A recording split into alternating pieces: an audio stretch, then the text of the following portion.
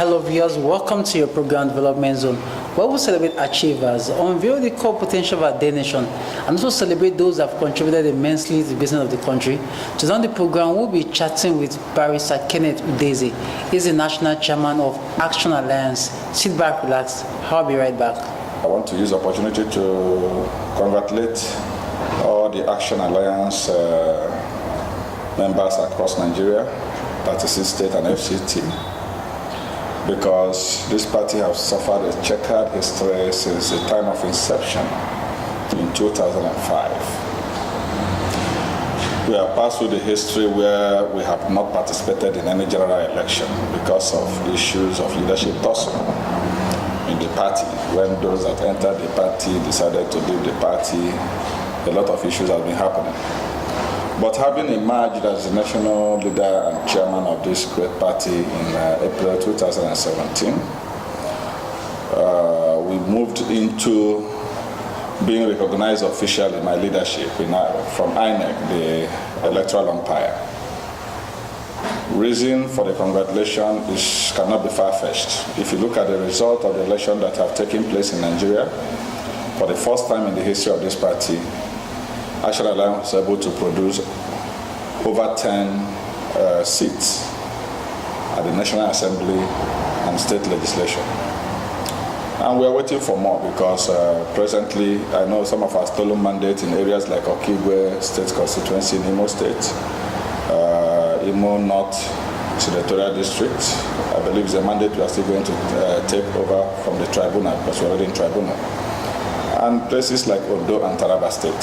So that's why I said it's a mixed reaction. I want to congratulate our membership, at least for having won some seat for the first time in the history of this party in this 2019 general election. Talking about the general election from the presidency, what happened in Nigeria has never occurred in the history of politicking and electioneering in Nigeria.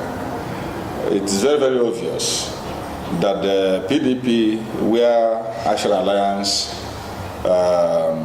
is a kind of a political ally with respect to the CUPP, Coalition for United Political Party, it was very obvious that our ally, PDP, won the election in the presidency. But INEC has declared President Muhammadu Buhari as the winner of the election. And I don't want to talk much about that because already we're in court. We encourage the PDP to go to court because what we are trying to form, I believe, shows a government of national unity. The reason why some of our candidates were able to withdraw before the general election.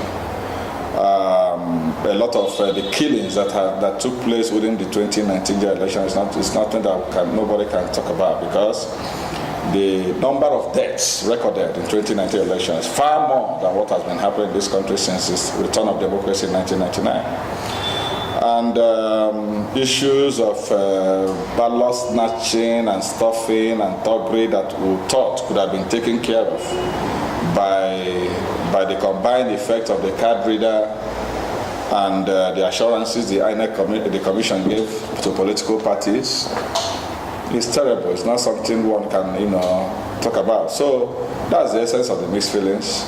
Well, thank God, one, our party was able to record some victory. Then, secondly, on a sad note, the election as it took place in 2019 cannot be said to be completely free and fair. Yes, INEC have tried as much as possible to carry critical stakeholders along in all their dealings. But the challenge we have with respect to Independent National Electoral Commission is the idea of employing ad hoc staffs. The experience we had in this 2019 election had made us to conclude the need for us to also advocate on the need for the Commission to tread with caution when employing ad hoc staffs, particularly as it relates to ward, local government and state collation centers. During the time of Officer Morrissey, INEC staffs, permanent INEC staffs that are under federal government payroll are the people that used to be the state collation agents and officers, returning officers, local government returning officers, and ward collection officers.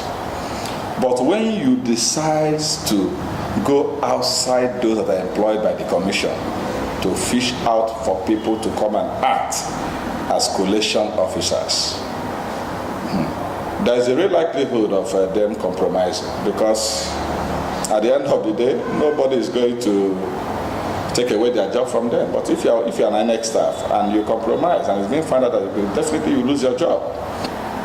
For instance, in Imo State, where I come from, you find out that local government collation officers, particularly from Mbise clan, we are all from Mbise.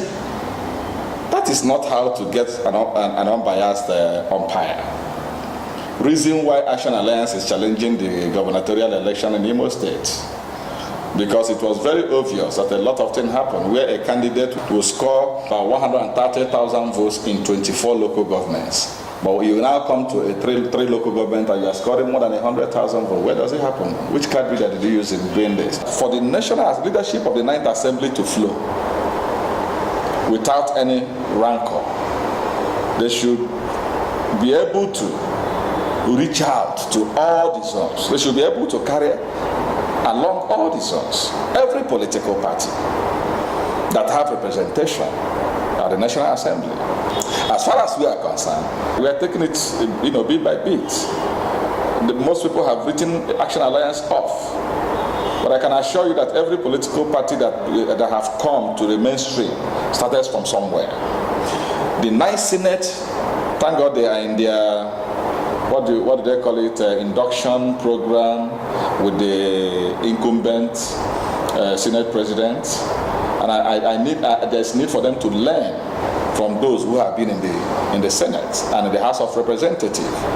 It's not going to be business as usual. Nigerians' eyes are very much open. You watch what will happen in this coming administration. You'll be seeing a lot of Nigerians bringing in their private bills and sponsoring their bills through their representatives at the National Assembly. So, as far as we are concerned, the politics of the 9th Assembly is becoming interesting, because when people have started throwing in the towel, say they want to contest, they want to do this, APC coming to say they have taken their position.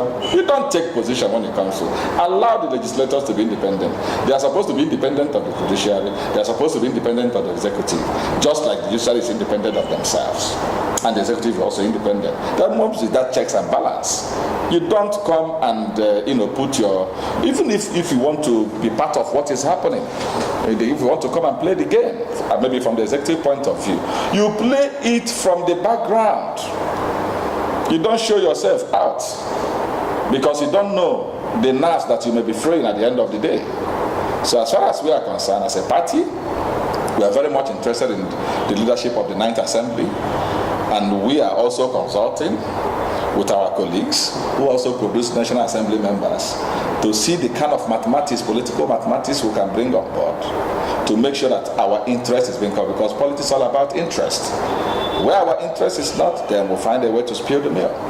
The agenda for my party is an agenda of more of a branding, rebuilding, membership drive across Nigeria.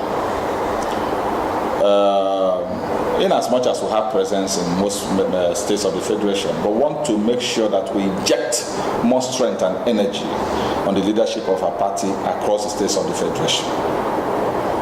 It's a good stepping stone that at least our leadership have been able to win some seats.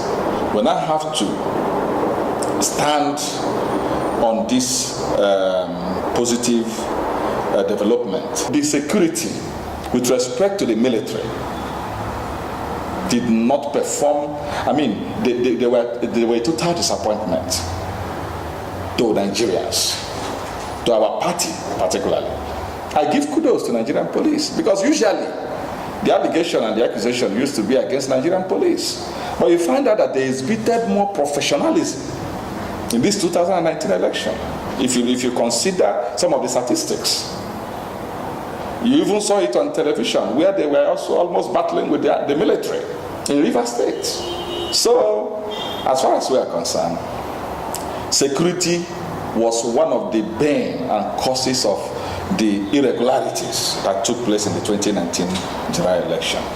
The earlier we begin to engage in some advocacy once again, to let them know the need for them to be non-partisan when it comes to electioneering. I'm Chief Barrister Kenneth Obidiche Udeze. I'm a son of a carpenter and a petit trader from Idato North Federal Constituency of Imo State. I read mass communication. I also read secretarial administration before I was called to the Nigerian bar as a lawyer. Most recently, I've capped it up with Masters in International Relations and Diplomacy. I'm the national chairman of this party. I'm a very jolly good fellow. That's what my friends say. Most of my friends call me jolly good fellow. So I'm a Nigerian that is dreaming for a better Nigeria. I want a Nigeria where youths can come out from the university and have what to do. A lot of our youth are suffering. Can imagine 2019 election where graduates will be looking for 5,000 for them to compromise their conscience. These are some of the things we want to, fight against. I'm a human rights activist also. I love people. I love giving. It's in my nature. That's what my mother told me. My late mother told me. So I started giving when I was a boy. What I cannot give is what I don't have. I am a lawyer by training, but a politician by practice. I do more of politics. In fact, my entire life is embedded with Nigerian politics. The reason I have gotten to the place I am today as the national chairman of this great party, Action Alliance, they should always remain hopeful and faithful to this great country.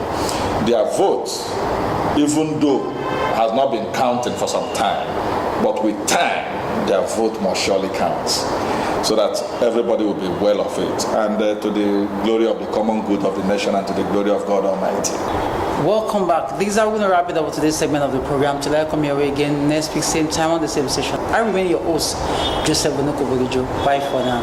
Please do follow us on our social media platform for more updates and comments. On Facebook, Bolijo Media Communications Limited.